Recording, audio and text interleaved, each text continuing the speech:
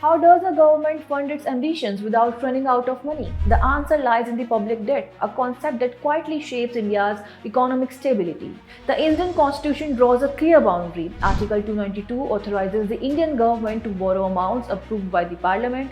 Article 293 restricts state governments to borrowing only from the internal sources.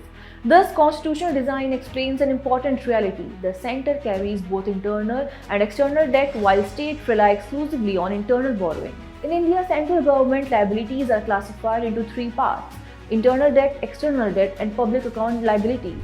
But when we speak of the public debt, we refer only to the borrowings against the Consolidated Fund of India, that is, the internal and the external debt of the central government alone.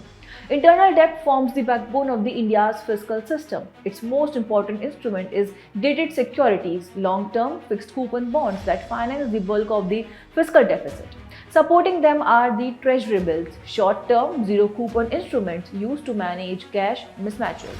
This includes 14-day T-bills, small savings-backed securities, and SS bonds for liquidity control, and securities issued to institutions like the IMF and the World Bank. Together, these instruments reflect a carefully engineered borrowing framework balancing growth, stability, and constitutional discipline.